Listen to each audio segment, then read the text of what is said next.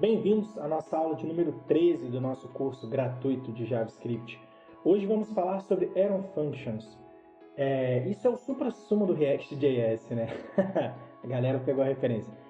As Arrow Functions são uma maneira de simplificar a sintaxe das funções. Elas foram introduzidas na ES 2015, já falamos sobre isso na nossa aula de número 10, sobre as atualizações ECMAScripts. Então, vamos ver, hoje você vai sair, meu objetivo é que você saia dessa aula entendendo como isso revolucionou a maneira de escrever funções, que você não tenha mais dúvidas em relação a isso. Vamos ver algumas sintaxes diferentes para estar fazendo função e vamos fazer uma parada bem legal hoje aqui, que vai ser sobre como você conseguiria diminuir a vida de um adversário num jogo de game. Então, vamos meter a mão na massa aqui, vamos começar criando a nossa pastinha número 13 aqui. E vamos chamá-la de Arrow Function. Vamos criar um index.js aqui dentro. Maravilha, nosso arquivo está aí. Bom, vamos calcular o dano, né? Mas primeiro vamos ver uma sintaxe assim, bem zoadinha. E acredite se quiser, existem coisas assim. Vamos lá. Vamos declarar como var, né? Que a gente está pegando de antes da atualização da ES5. Vamos lá. Calcular o dano. Então, como era na ES5, vamos passar aqui um function.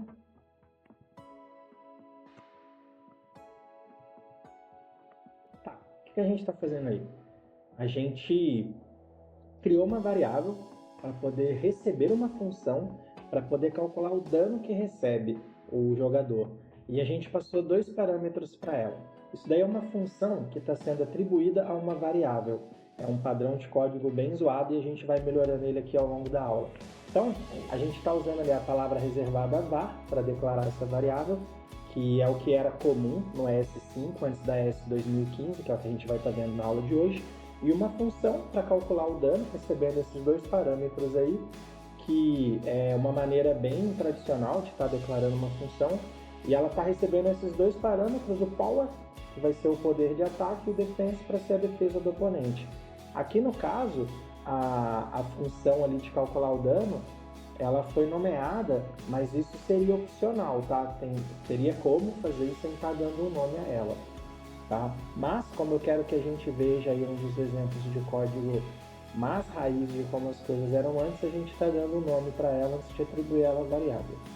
Agora, a gente pode dar uma evoluída aqui dentro da nossa função e está criando uma variável para a gente poder calcular, para ser o nosso multiplicador. A gente vai criar uma variável de multiplicação, onde a gente vai passar ali uma numeração para poder simular o fator adicional de ataque. É como se fosse um bônus do dano entre um jogo que estivesse rolando ali, alguém recebendo um ataque, e aquilo vai multiplicar, e a gente vai fazer uma métrica entre o poder que aquele ataque tinha com a possibilidade do poder de defesa, e a gente vai vai calcular um dano, né? Por isso a gente criou a função para calcular o dano do golpe que foi realizado. Então, vamos criar aqui dentro uma variável para estar fazendo, com var para estar fazendo essa multiplicação.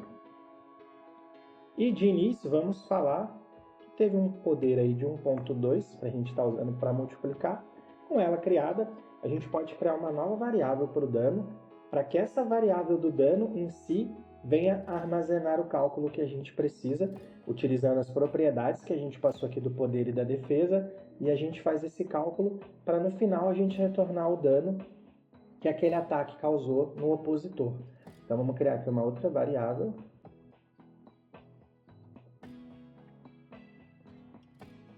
E vamos, eu só quebrei a linha para ficar mais fácil de visualizar, a gente retorna o dano. Então, o que a gente está fazendo aqui? Para a gente conseguir fazer esse cálculo, para simular o dano em um combate, a gente pega o poder de ataque do jogador, a gente multiplica por esse poder que a gente está passando aqui como 1.2, e a gente pega a defesa e subtrai para poder calcular o valor final que aquele dano causou. Então, a gente pode vir aqui e passar um console.log para a gente estar visualizando, né? Isso, a gente pega aqui a nossa função, e como ela tem o parâmetro do poder e da defesa, a gente precisa passar dois parâmetros para essa função. Vamos colocar aqui que o poder teve um ataque de 100 e a defesa teve uma defesa de 30. Se a gente vier aqui, entrar na pasta, né? E a gente rodar aqui a nossa aplicação. Se a gente não salvar, não vai rolar, né, galera? Vamos lá, salva aí. Agora sim, a gente teve o resultado de 90, então o dano foi de 90, beleza? Então é assim que a gente faz ali para poder estar conseguindo calcular o dano e exibir esse dano calculado. Então com esse tipo de cálculo, né, se a gente estivesse criando aqui um jogo, a gente poderia estar movimentando ali o life do jogador de acordo com o tipo de dano que ele tomou e fazer isso em proporções para estar transicionando no life do jogador. Bom, a gente pode simplificar bastante a sintaxe desse código com as Arrow Functions, né? A gente pode usar aqui uma const para declarar a variável em vez do var e passar os mesmos parâmetros para ela, né? Que seria o do power e do defense, para a gente poder fazer meio que chegar no mesmo resultado, porém por um caminho com uma sintaxe mais interessante, aproveitando as atualizações da ES 2015. Então, vamos criar aqui a mesma coisa. A gente vai pegar, só que ao invés de a gente passar como ES5, eu só peguei ele para encurtar, a gente vai passar como Arrow Function.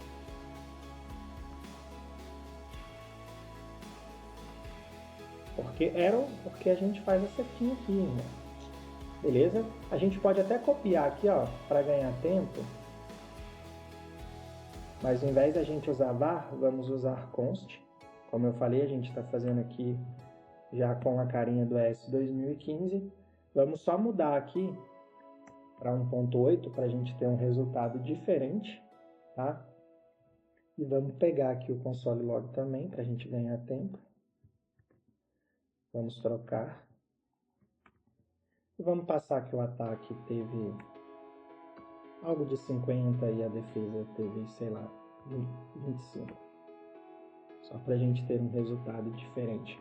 Então, perceba o quanto a gente está encurtando aqui na questão que a gente não precisa mais declarar uma variável para receber uma função. A gente passa a Arrow Function aqui e vai ter como resumir ainda mais, que a gente já vai ver aqui na sequência. Mas perceba o quanto a gente já deu uma enxugada nesse código, mas a gente vai ao extremo do que é possível aqui. Então, agora a gente tem um resultado ali de 65, mas dá para melhorar bastante isso daí. A gente pode simplificar ainda mais fazendo o quê? A gente pode omitir o return e as chaves, caso a função ela tenha apenas uma única instrução, que é o caso aqui do que a gente está fazendo. Então, para a gente secar ainda mais e aproveitar melhor a sintaxe que a Arrow Function pode proporcionar para a gente, vamos criar aqui uma const.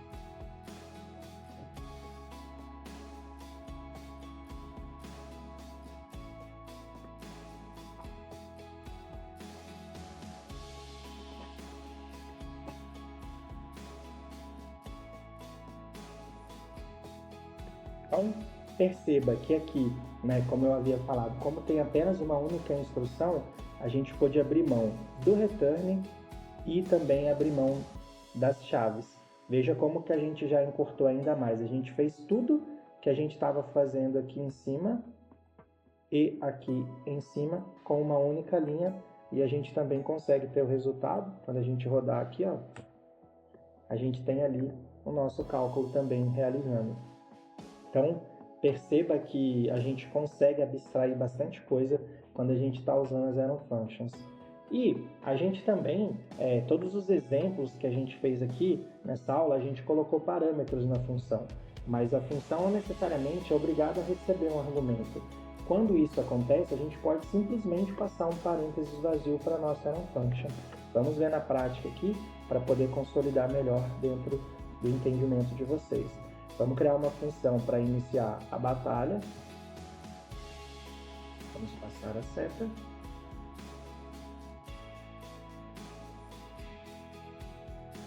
E vamos invocar a função aqui. Salvando. Vamos só rodar aqui e eu dou mais uma explicaçãozinha. A batalha começou, a gente conseguiu lá. Então perceba que passar parâmetros para uma função é opcional, e a gente passa aqui a nossa Arrow Function com parênteses vazio e a gente também consegue estar usando, abstraindo dados da mesma maneira. Então, espero que tenha ficado bastante claro. A gente usa muito a Function no dia a dia para a galera que trabalha com React ou com JavaScript do modo geral. Então, espero que esse conceito tenha ficado bem claro e a gente se vê na próxima aula.